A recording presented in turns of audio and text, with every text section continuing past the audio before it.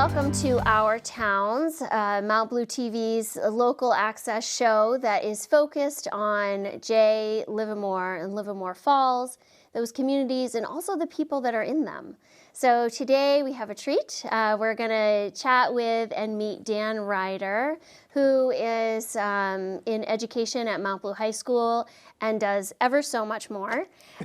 Wears many, many hats, I think, except no hat today. But, no hat today, no. It's just all my full balding glory. Dan, thank you so much for taking time to be here. Oh, well, thanks for having me. This is fantastic. Yeah, I'm it's looking fun to be able to get to know you a little bit. So tell us about yourself. How long have you lived in the area, or what brought you here? And then, tell us about all the different things you do. Sure. So I came to the area of Western Maine via Bangor, where I grew up, and I graduated in 1994 from Bangor High and came right to UMF. And I've been in this general area ever since. I've lived in North Jay. My wife and I bought a house there in 2005, and so been a proud member of the Jay Livermore Falls community ever since. So that's going on, 15 years now, if my math is right. Actually 15 years this month. So, and we love it. It's been fantastic. So I got here for college as an education major. Yeah. And I wanted to be a high school or middle school history teacher. I fell asleep in my first history class, so I immediately changed to English. Okay. And you stayed awake for English? And I stayed awake for English classes, and because I just knew I wanted to teach. Yes. Like, that's what I knew. I wanted to have the same impact on kids that some of my teachers had had on me, and to be able to do that same for them. And I've always been intellectually curious, so I wanted to share that with students. And so that led to me getting a job at Mount Blue. So that's the first school. Okay. It was first the first school, first interview, first everything. You're very loyal. I said no one is ever going to take a chance on this schlub again. So I better take what I can get while I've got it, and I did, and I've had a fantastic career so far. Yeah. So this is like 22 years there. Wow. With a couple of, I spent a year at UMF filling in for someone, and I did grad school, and they were nice enough to give me a little time to do that and come back, and I just keep coming back. Yeah. They keep trying to get rid of me, but I keep finding my way back in the door. I'm sure every they year. are not. So you started out teaching English, but you definitely have, switched, paths a little bit, I think, on the way. So tell us, what are you doing now? So now at Mount Blue, I'm the director of the Success and Innovation Center, which is a problem-solving studio for all students on campus, including those students who go to Foster Tech. Okay. So I actually get to work with Spruce Mountain students. Oh, great. Every now and again. Yeah, I was wondering that. When their programs allow them to I shouldn't say allow them, but when their schedule allows them to take some break time or even go get some help with a project that I can help them with. That's not on campus, is it, that Innovation Center? Yeah, it's right on campus. It is right on campus. We took a faculty lounge. We tossed out the faculty. I feel somewhat bad about that. Yeah, but we turned it into a student space. Yeah. And so it's right there in E-Wing, or right next to the Metal Fab Lab, for anybody who is familiar with the Mount Blue campus. Yeah. And what happens is anyone can come through the door, and they tell us what their challenge is, what the problem they're having is, and we say, how can we be helpful?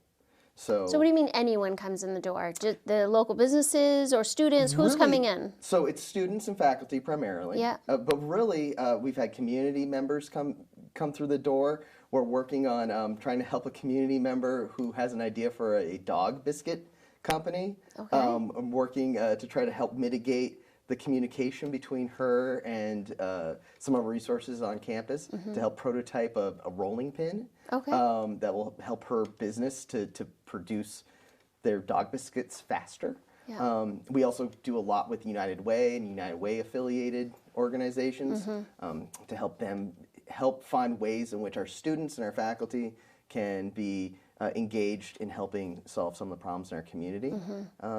And really anybody who gets a hold of us, if you say, this is what I'm struggling with, well, we don't turn anybody away. We just use what we call empathy-fueled design thinking. You know, we Okay. think like a designer, which is about putting the user at the head of Right, things. right. And what is it that you need? How can we be helpful in meeting your needs? How can we help you figure out what those needs might be if you don't know? And then provide multiple pathways to them. So it could be anything from a student who's struggling to pass classes to a student who is struggling to find a safe place to stay. And then it might also be something like, I want to start a business. We helped a young lady last week start a business.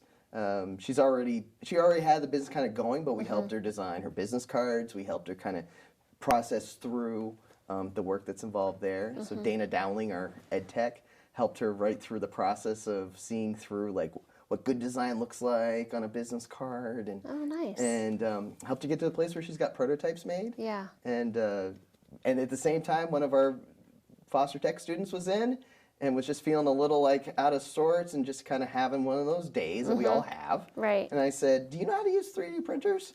She's like, "No."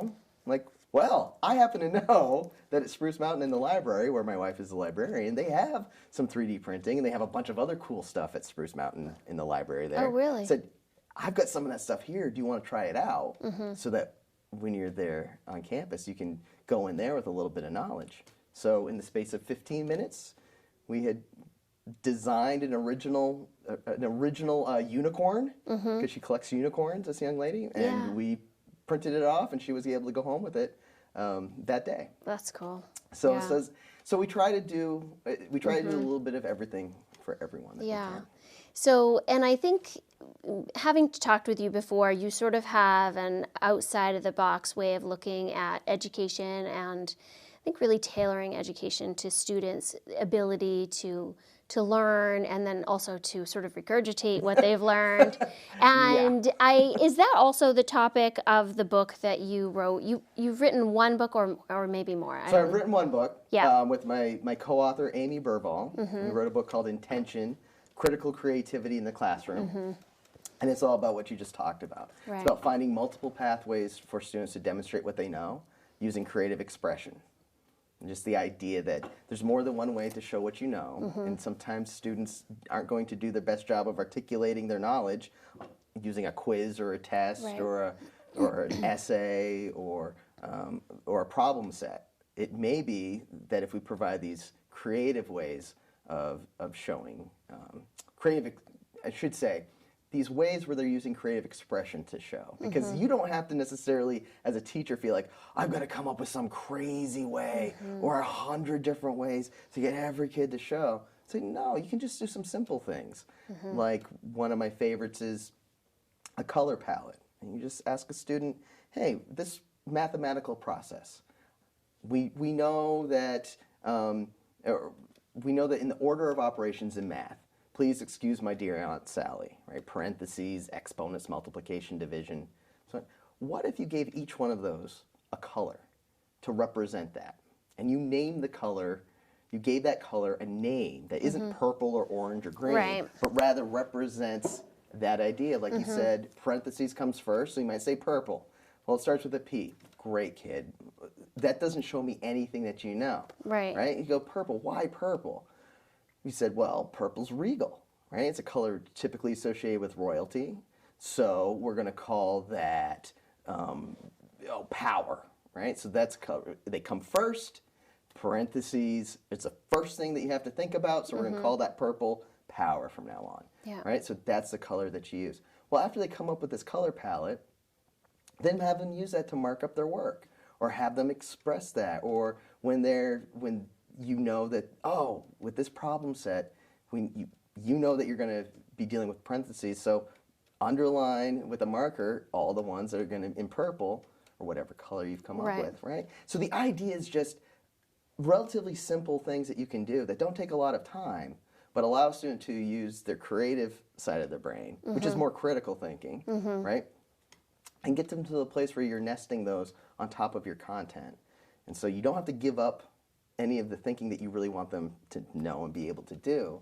But the way they articulate that might be through building something, making something, creating something, and also showing them in the ways that you traditionally need them to be able to, because it might be part of, in intrinsic to the subject matter. They Yeah. need to be able to do the math. Right, Like right. it's not just enough to have some colors. Yeah. You have to be able to do the math as Yeah. well. But helping kids build that Right. confidence that they really know what they that you want them to know through these different methodologies can be huge. So how have you seen, because I know whenever I read a book, you know, those wonderful how-to books, right? Right. Self-help or whatever, there's usually so much more content there, you know, and just knowing you a little bit, you are incredibly creative, and I'm sure your mind is always thinking, you know, oh, how could we do this differently?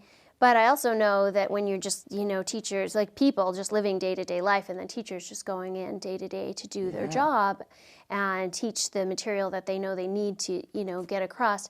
What are there certain things in your book or certain things that you teach the teachers that they most are able to gravitate to and incorporate into their, and making a difference in how they teach? Absolutely. So the ones that I push the most are very simple making things. Things where you're creating a symbolic representation. We have one called the Oreo Challenge, where you have to demonstrate what you know about any subject, whatever that topic is, using just one Oreo cookie. So they and when I do workshops, and I do them all over the country, and I show people how to do this, that's the first one that people come back to. I see it all the time with all different age groups and whatever, because it's just taking this one object and taking it apart and doing whatever you want with it.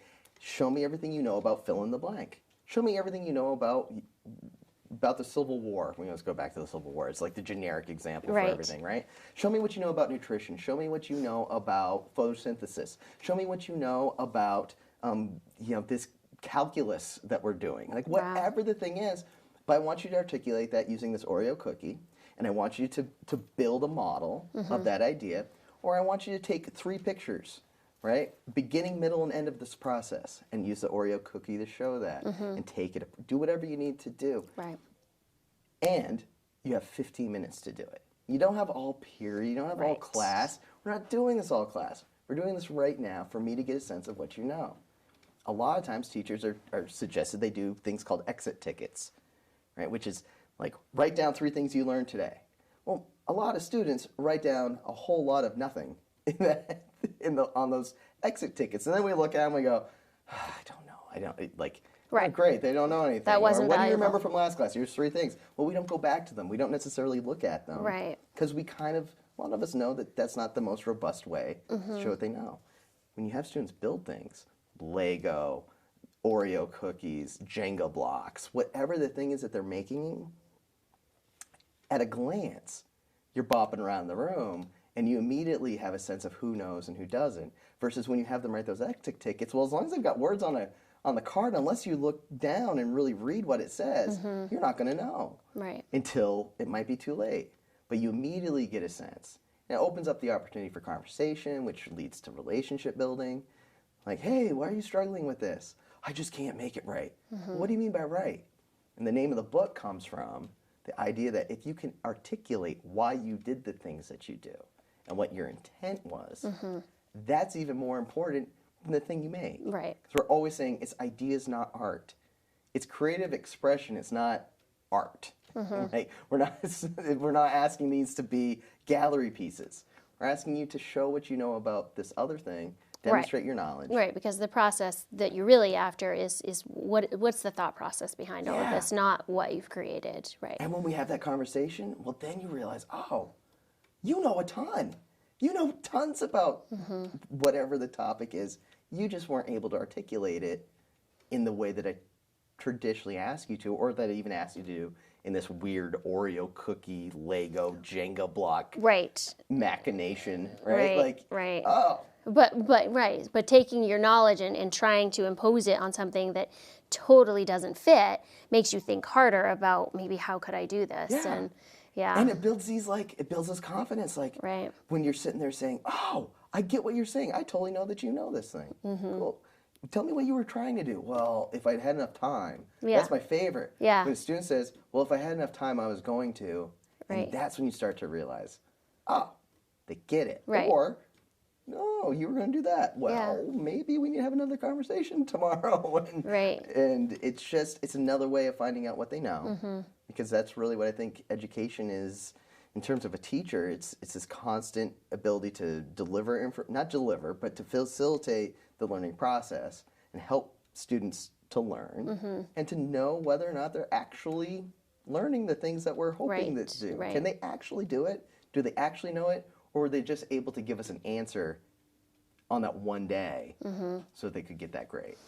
Yeah, I'm super passionate about education. It's something that, you know, I homeschooled and, you know, and then sort of helped direct my children's education throughout, right? Just different pathways and all that. But I love the analogy of, you know, is education filling buckets or is it lighting fires, you know? Right. And it's absolutely lighting fires Yeah. because you can't, there's more information out there than is ever going to fit in any one of our buckets.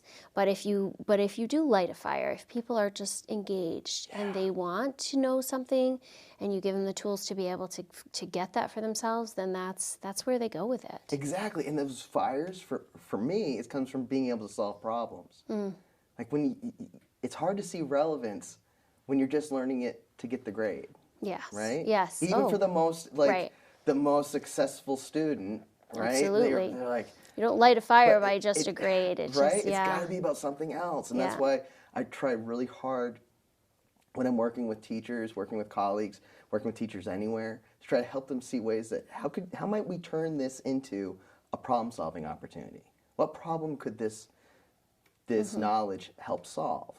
And even when I'm working just with a student, and they're going, I don't see the point in this. I go, well, what problem could you use this So to makes solve, it concrete for them, so it makes sense. Yeah. Right? And even if it's a quote-unquote made-up problem, right? But a problem that you can imagine truly existing in the world. Yeah. Right? Oh, you know, it Right. would be really helpful to know this about how the cell works. Yes. Right? Because that could potentially help you when you're sick understand what's actually going on. We had that conversation a couple weeks ago where it's just like, I don't get why we're making these models. I'm like, well, your teacher has told you like 1,000 times, but you clearly haven't been listening. So like, well, but that doesn't matter. Like right now, what is it? And it's like, why should you hydrate? Yeah. You know, like basic cellular biology explains why you should drink water. You know, like, the kids just don't see that connection. Yeah. I mean, that's what you're obviously doing, is helping them make all of these connections, you know, with what they're learning to what it matters to know that for in the real world. Exactly. Yeah.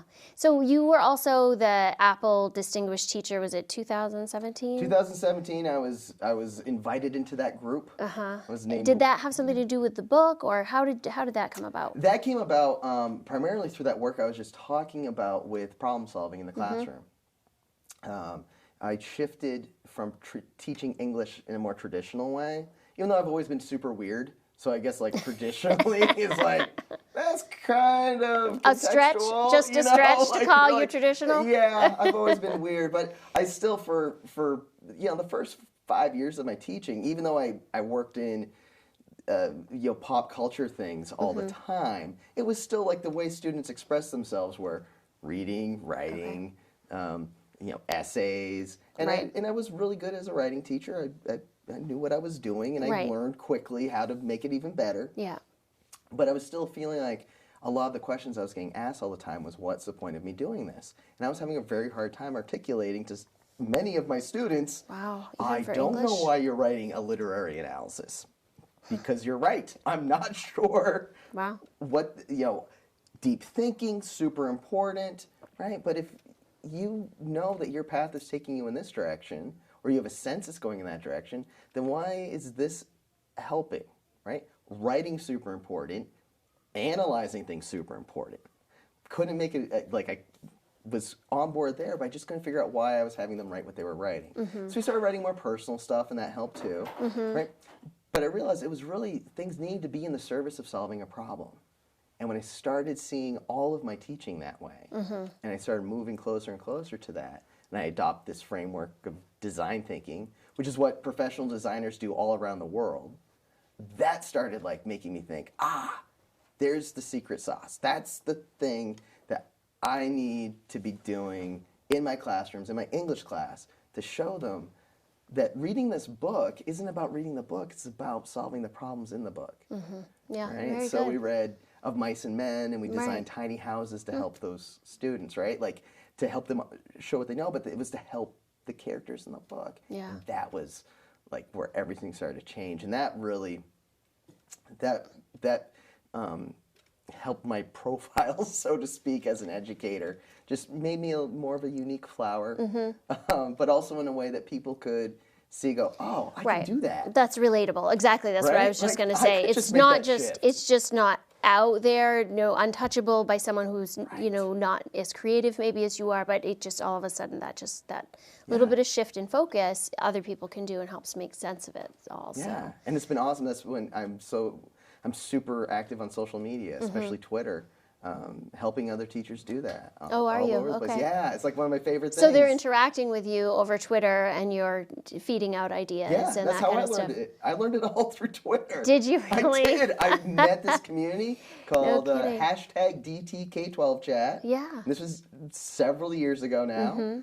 Because Twitter used to not be just this gnarly place full of angry people. Right. And you found still a good spot to be on there, so good. Yeah. Because it was mostly jokes Yes. on Twitter. And then I found that there were all these teachers on there. Yeah. And that's where I learned about design thinking and fell in with this community. And just everything just launched from there. Those people became my friends. Right. One of them became my daughter's California BFF, and she's come to visit. Wow. And Nice. yeah, shout out to Ellen. Yeah. And then the co-writer of your book, did that person come from this group as well, or no? Not that particular group. Yeah. But because of that group, I ended up presenting at South by Southwest EDU, which is this big education conference in Austin, Texas every year. And that's where I met Amy, and we hit it off at a lunch of about 20 people, who had all just connected there at the conference. And we hit it off like peas and carrots and peanut butter and celery. And it was awesome. Yeah. And that eventually led to the book not too long after that. So we're so close to needing to wrap up, and there's things still that I haven't asked you. You haven't asked. So have fun in the editing bay. I know. So you've started a sort of a side business doing humor, but you're also a storyteller. So you're going to have to just fill me in real quick on those two things. I've got to hear about the storytelling and also the improv. Well, so I do quite a bit of consulting now on the side, and so I do keynotes. I go and work with school districts all over. On weekends and during the summers and vacations. What are you doing with them? So I go and teach them how to do creative, what I call critical creativity in the classroom. That's the subtitle of the book. Right. But I go and teach folks how to do it. Or I talk about our center, and I talk about how to take a more empathetic approach to problem solving, and how we can turn our schools into problem solving incubators. And where we're focusing on the humans coming through the door and less on the numbers that we're trying to reach. Yes. Because if you focus on people, the rest comes along. Yes. And the story comes in just being a storyteller, and using the power of story to help compel people to find themselves in what you're experiencing. But also, I mean, stories are what makes us human. Like the ability for us to tell a story is an inherently human thing. And that's where all of our history comes from. Story, all of our knowledge is one giant collected story, right? Some of it's more boring than others. Some of them are really long. Some are really short. But it's all a story. And what I find is using principles of storytelling and principles of improvisation, like with my improv comedy group, Teachers Lounge Mafia, we try to tell stories. And we try to tell silly stories and funny stories. And we try to entertain. But we try to connect people to the story and putting characters on the stage, not just jokes. Right? Because everyone can see a joke. Right? But when we really connect, it's when you see something, you see a truth. And that's kind of what I try to do when I'm connecting to people, and the work I do is all trying to help us get to a place where we're comfortable with our truths. So I try to be vulnerable and share my own mistakes, which are many. You said everything you do is making up for middle school. So everything I do that's is where all your mistakes were made. It all comes back. Ask my therapist. I could throw a little plug because she's been amazing. But hypnotherapy has changed my life. But it really, it comes back to everything I'm doing. I'm just trying to make up for a couple of summers in middle school where I just did nothing. Yeah. And I still, whenever I'm feeling vulnerable, I just look in the mirror and I see that same overweight, under-involved, making not the best choices kid from middle school, and I find myself going, I don't have to prove anything. I can just be me. It's okay. And still, there's a little bit of me that when I'm really frustrated, I go, I know why. Because I just feel, I find myself in that story. But I tell students that all the time because, we're all human. Yes. We've all got our stuff. Right. We're all dealing with it. And some of us have just learned some more skills on how to deal with it than others. Yeah. And the more we can do to be open about that, then we start finding more differences. We find more similarities.